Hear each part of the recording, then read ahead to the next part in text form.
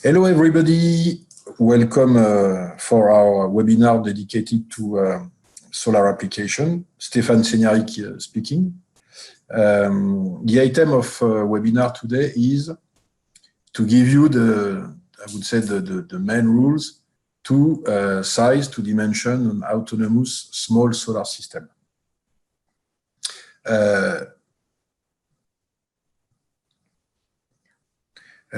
Before I start, could somebody send by chat a message saying that he can hear me correctly and also he can see the presentation, please?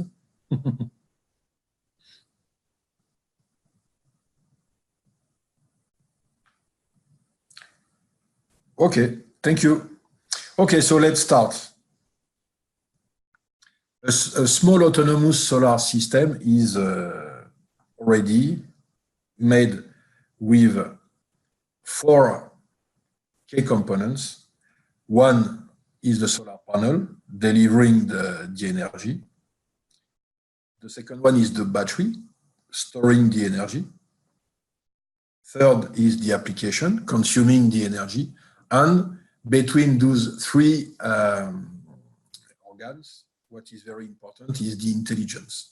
And inside a small solar system, the intelligence is what we call BMS for battery management system or EMS for energy management system. So EMS being more evaluated compared to the BMS.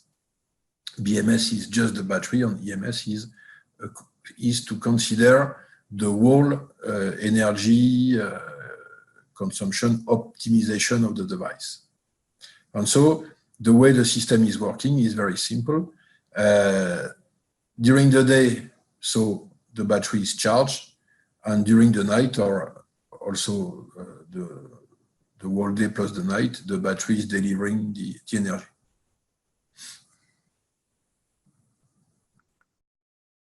Some examples of applications of small solar devices, which are today relatively familiar.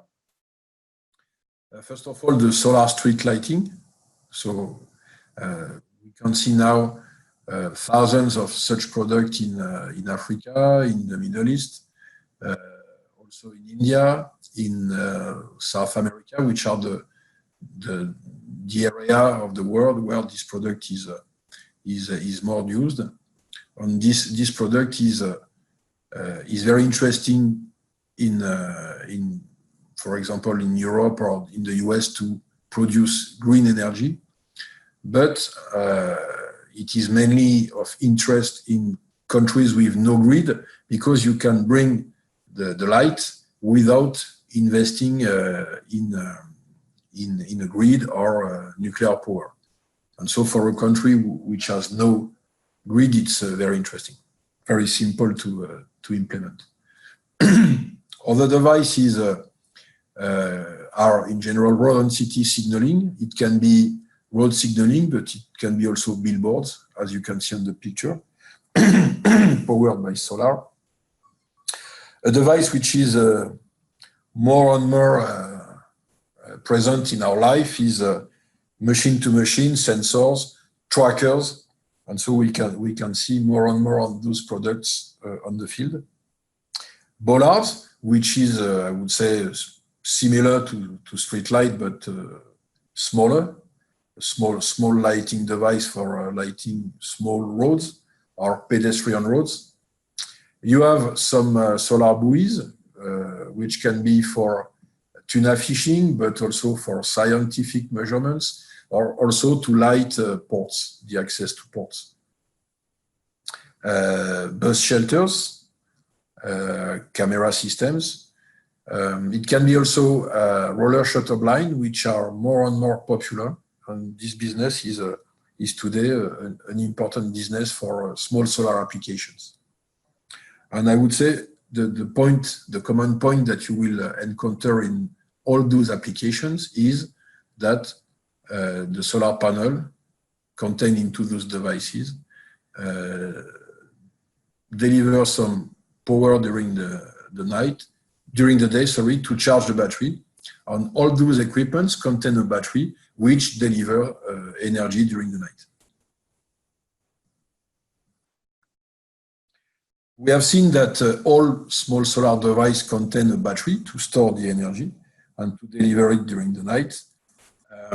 If we compare the main battery technologies, according to key points for design, which are low and high temperature, we can say that if you are using lead acid at low temperature, you will have difficulties to discharge the battery.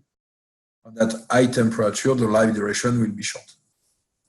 And so, the relevant area to use lead acid is clearly countries with moderate temperature. If the temperature is cold or warm or hot, lead acid is not a good choice. But it is a good choice in countries with moderate climate. Considering lithium ion, generally speaking, according to low temperature, it is not possible to charge it below zero. And at high temperature, the maximum acceptable temperature is 45, 60 degrees, depending on lithium ion technology. And so, this technology, we will be, after more in detail, is of interest in countries with moderate or warm temperature. Nickel metal hydride, at low temperature, you can charge and discharge, even at very low temperature, down to -40. At high temperature, you will have a very long life duration, and also you can charge and discharge up to 70 degrees, or more, depending on nickel metal hydride technologies.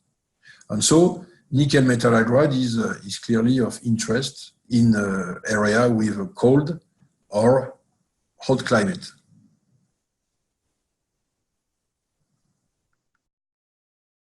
In terms of battery size, it is important to mention that they have some rules or good practices to follow.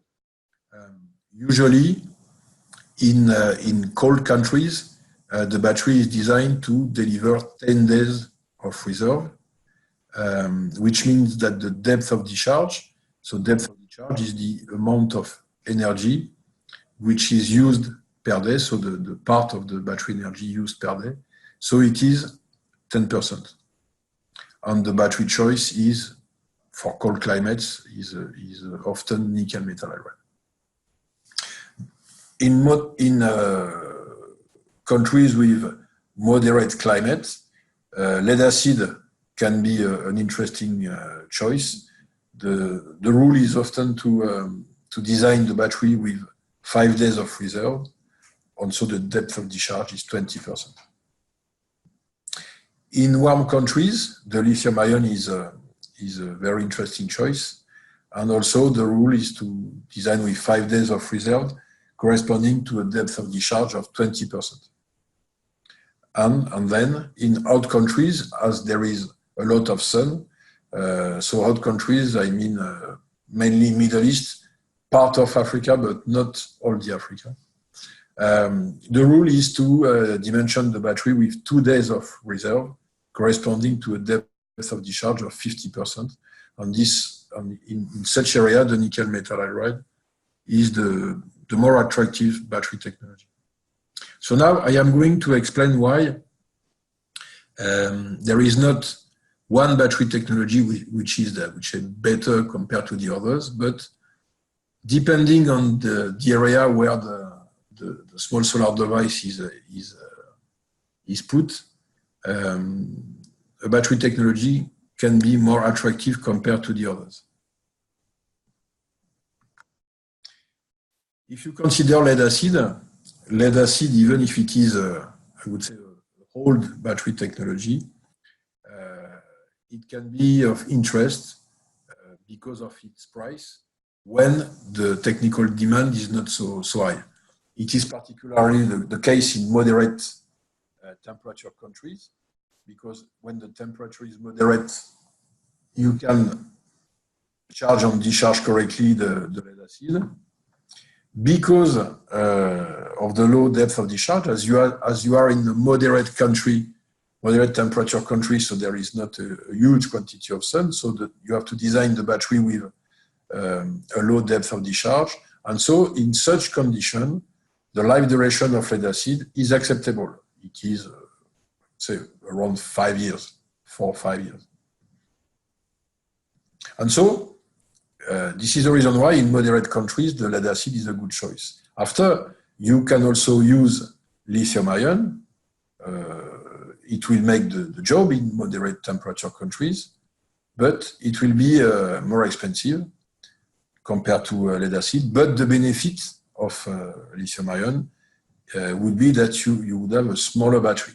So if you have some strong constraint of design, of integration of the battery inside the device, lithium ion can be an interesting choice. You can also use nickel metal hydride because it will make the job in a moderate country. But as for lithium ion, it will be more expensive compared to lead acid. But the benefit you would have using nickel metal hydride is that you would have a 10+ year life duration, and so you could reduce the TCO. Considering the lithium ion, according to me, is interesting in warm temperature countries, because in such condition, lithium ion can charge and discharge correctly. As you are in warm temperature countries, the depth of discharge is relatively low, because the battery has to be dimensioned according to the available quantity of sun. Associated with the warm temperature, the life duration will be good. It will be more than 5 years. And it is very interesting for design constraints because the battery will be smaller compared to other battery technology. So in warm countries, the lithium ion is a good choice because lead acid could not make the job. The life duration would be too short. After, nickel metal hydride could also make the job, but it would be more expensive in terms of capex compared to lithium ion. But you would have also the benefit of a 10+ year life duration, and you would have a more attractive TCO.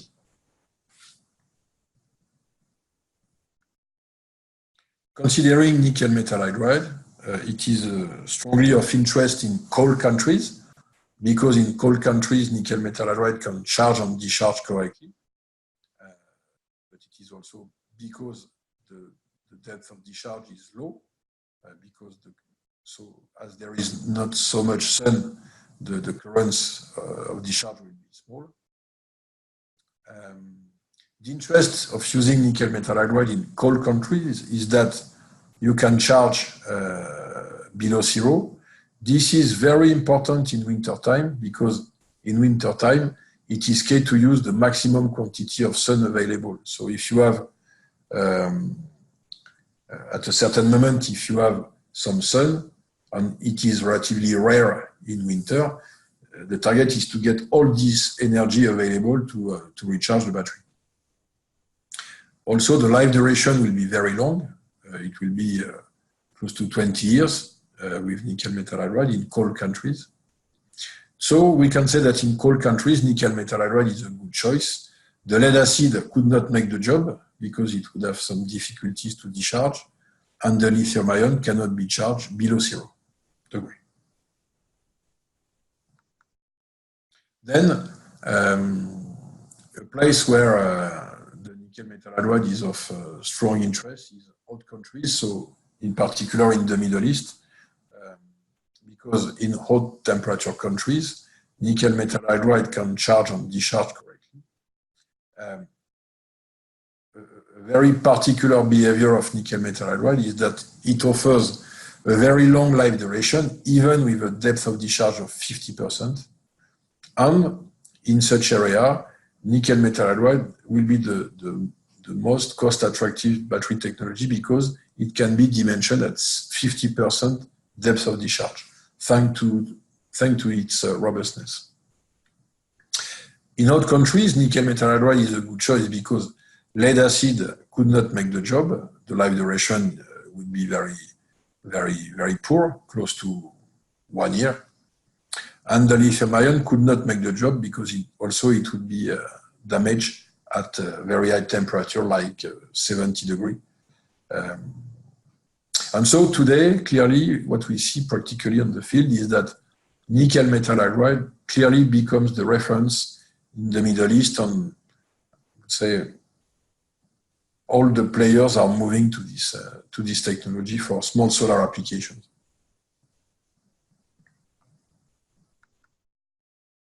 A few words about the SOC, so the state of charge, because to optimize the energy management of the application, it is important to know and to use the battery state of charge. What I mean is that when the state of charge of the battery is low, then you can use this information to reduce the consumption of your device, or at the opposite. When the state of charge of the battery is high, you can use this information to consume more energy, for example, to send some signals or to do things which are energy consuming. So how to know the state of charge of battery? According to lithium ion, the voltage is a good indicator for lithium NCA, NCM. For lithium iron phosphate, so LFP, the voltage cannot be used. So because the discharge curve is flat. So it is recommended to use a gas gauge, so a coulometer. And for example, you could use a BQ34Z100 from TI. Considering nickel metal hydride, the voltage cannot be used because the discharge curve is flat. Also, the same as for LFP, a gas gauge is mandatory. And for nickel metal hydride, we recommend the BQ34-110, which is, according to us, a good choice.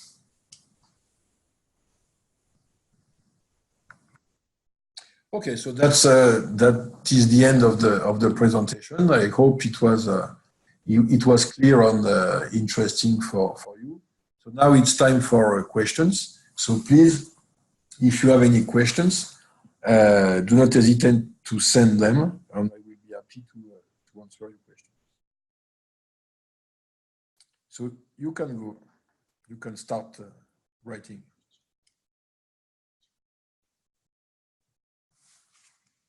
For the questions, you can use the Q&R, question and answer, Q&A box if you want to type your question, or use the chatter, either what you want.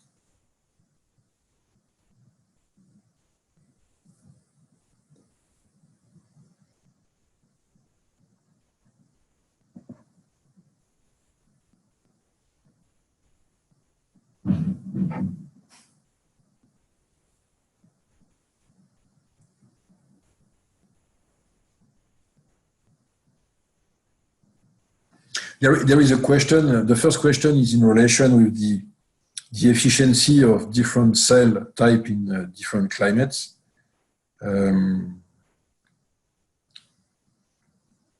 I would say that for lead acid, if you are at low or high temperature, the efficiency is going to be low.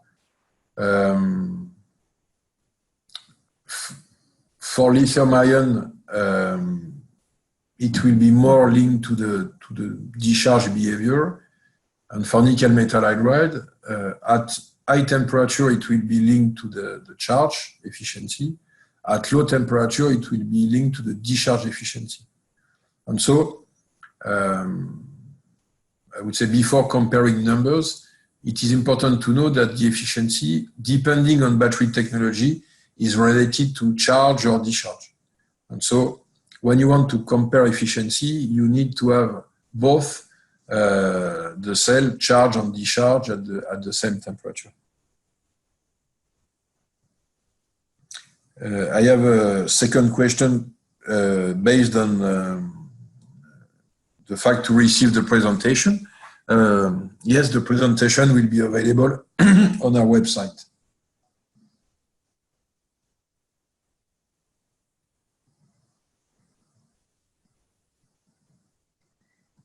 Perhaps just to come back on the efficiency, for lithium ion especially, as Stéphane said, when you have a very high power discharge, when it is a cold temperature, you will have reduced performances. But if you have some low rate discharge, the efficiency is quite good. It really depends on the technology you are using, if it's more LFP or more NCM. It depends on the cell chosen for the application.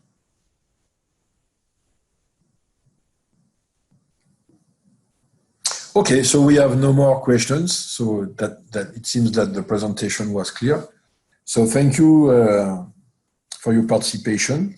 And as I told previously, be aware that this presentation will be available in our website. So do not hesitate to go on our website if you want to see it again, see details. Thank you. Bye-bye.